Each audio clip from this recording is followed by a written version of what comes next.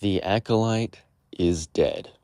That's probably something a lot of people on the internet have been looking forward to hearing pretty much since the first episode aired. Me, myself, I never really got on board with the tone and the style and the narrative of The Acolyte. It wasn't something that really appealed to me. But I still feel like its cancellation sucks, you know? Because I think that there were cool concepts that deserved to be explored, that the fans who did invest in that deserved to have some degree of conclusion, even if you just give them a 2 hour special to wrap it all up. So today we're going to talk about why they say it was canceled, what this means for the Star Wars fandom, and the fallout of everything that's happening, because this will be a shockwave through the internet that will make some already very annoying people far more annoying. So, according to reports, Disney canceled season 2 because there weren't enough views. According to them, the views were somewhere around 11.1 million views after 5 days. It was in and out of the top 10 on Disney Plus, and apparently the numbers just weren't there to continue. But I find that kind of hard to believe, considering the fact that The Mandalorian had 1.6 million views on their premiere for season 3, and they're still talking about doing a Mandalorian movie. Likewise, the Book of Boba Fett was reported to only have 1.6 to 1.9 million views in its season 1 premiere and season 1 finale. So I find the excuse kind of weak, and I think it's really more of it was just divisive for the fans, but that didn't stop them from making sequels that most people didn't really enjoy. So again, I find myself confused as to what Disney is doing right now. They invested a ton of money in buying this franchise from George Lucas and immediately decided that no amount of fan pushback or maybe the desire to have a singular person overseeing the story or to even really have a plan in place at all, frankly, that would stay intact and that the directors would be forced to work within those constraints instead of, I don't know, making a second movie that was so drastically different that your third director quits because you've ruined what he was going to do, even though you've all discussed this beforehand.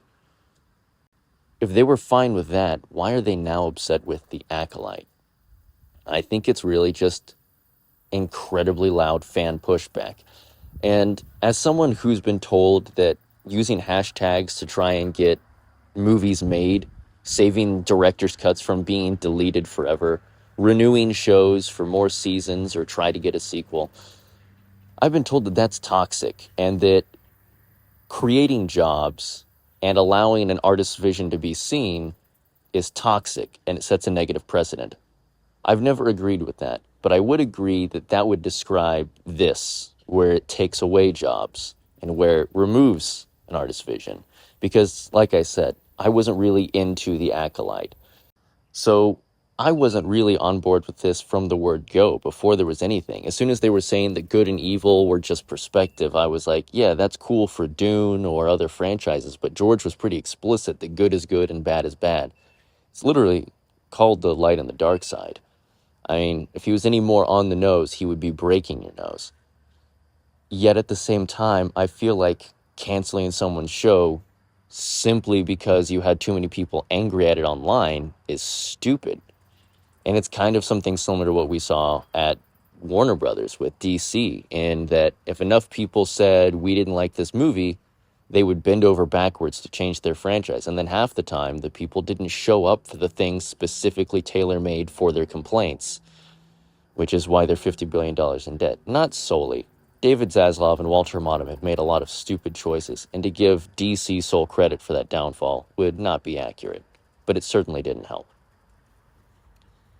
I feel like this sets a dangerous precedent, though, of saying if there's enough angry people online that don't like something, we will cut a story short, we will cut actors loose, we will get rid of set designers and costume designers and prop makers and all this, and we will cut their jobs and eliminate them without warning, simply because we don't want a bunch of YouTubers and streamers to say, oh, wow, look, they have women in it. They made it political. No one likes this. Man, I'm only watching this so I can tell you guys not to watch it. No, you're watching it because hating it drives ads and click revenue to your page, which you profit from. I think it sucks that a show that was a real mixed bag, and definitely wasn't for me, got axed simply because nerds were throwing tantrums online. I don't think that should be the way things work.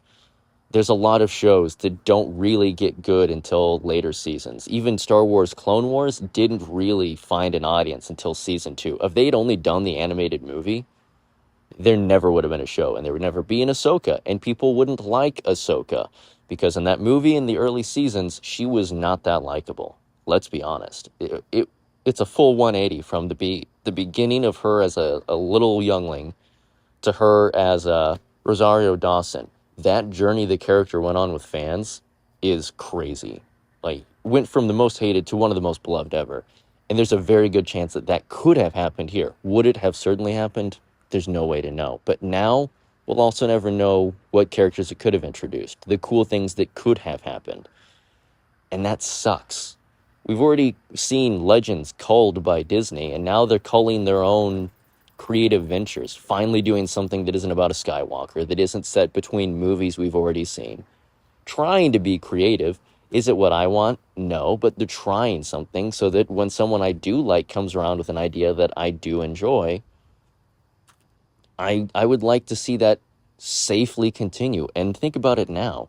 If you're courting Disney to do a Star Wars project, and you know that if it doesn't get enough fanfare that they may just cut you mid-story, are you really going to do a Star Wars, or are you going to maybe go do your own thing? Like the Russo brothers, they said that they want to do a Star Wars that is not Star Wars, and their own unique franchise that stands alone, that they can take their Star Wars ideas to. Probably because they've seen the inside of the mouse machine, and they know that this is a thing that can happen. They've survived Marvel, and they know that Star Wars is in a worse shape. And it makes me think about like Rebel Moon, which, if the numbers that were reported are correct, Rebel Moon somehow had bigger numbers than like... I hadn't done the comparison, because I feel like comparison is the thief of joy. So I just was like, I like a thing, good. But someone pointed out that Rebel Moon did more numbers than a lot of the recent Star Wars stuff, which confuses me. Like, it also upsets me because Andor is like the coolest shit I've seen in forever. And the fact that more people didn't watch that, actually, like, the fact that more people were watching like Jack Black B and The Mandalorian instead of Andor, it just kind of like grinds my soul a little bit.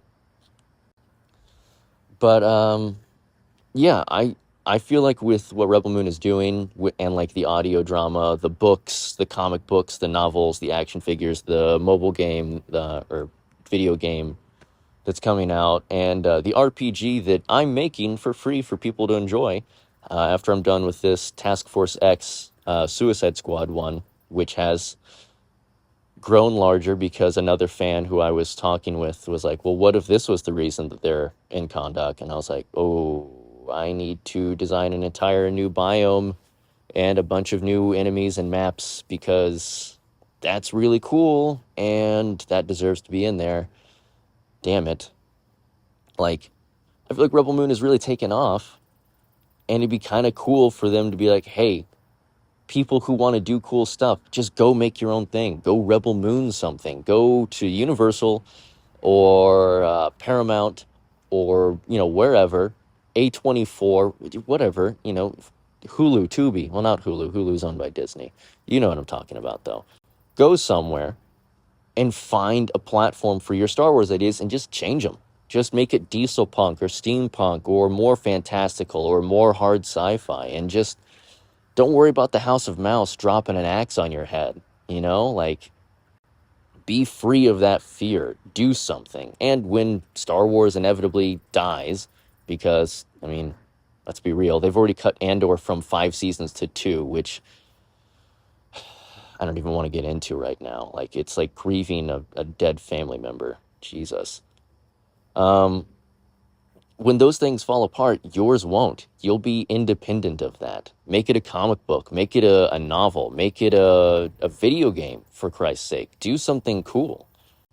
So, I don't know if you watched The Acolyte. I know a lot of people who were watching it, who both enjoyed it and didn't. I feel like, though, we all should agree that canceling something simply because some people don't like it is bad for business, and it sets a bad precedent for future people who might want to join that franchise, for actors who might want to be involved, writers, costume people, anything. If you don't have job stability, why join? And it tells people that if they review bomb and they harass enough people, that they can get something destroyed out of spite, which means they're being ruled by anger and hate, which the last time I checked with Master Yoda leads to suffering and isn't exactly the Jedi way. I hope that you guys do the right thing and you don't harass any of the actors or the showrunners who made this project. I hope that you can understand that even though if you're like me and you didn't really like it, you've probably been somewhere where a show you like did get canceled, or a movie you like didn't get the sequel, or the game you wanted didn't get a continuation, or the comic series ended too soon, and you were like, damn, that sucks. I need a minute to sort of just like walk that off. Let's just be respectful to the people who were invested in this and give them time to walk it off. We've been in the same situation. Be respectful to the actors, to the writers, to everyone, even if they make things that you don't enjoy, and understand that the fans are having a kind of shitty week with this news. I mean, they dropped the cancellation news on the birthday of the actor who plays Darth Hunky. That blows. That's like announcing that you're going to replace Henry Cavill on his birthday, which Warner Brothers did. I empathize with that situation. So my sympathies go out to the Acolyte fans. I definitely don't approve of the weird nerd victory lap that's going to happen on the internet over this happening, and it's already flooding the replies of everyone's social medias who worked on that project. So let's set an example and let's be better. And take this as an example of why, if you have a great idea for a franchise you love, be it a Marvel, a DC, a Star Wars, a Star Trek, Alien, whatever, you might be better off making it its own unique thing, being like the Russo brothers or being like Rebel Moon, and just going somewhere else and making it your own. Actually, ironically, like George Lucas did originally when he wanted to have Dune and Flash Gordon and The Rocketeer, and he couldn't get the rights to any of them, so he said, screw you, I'm going to make my own. And it became Star Wars. Sometimes the best thing to do is to bet on yourself. So be respectful, be cool out there, and may the Force be with you.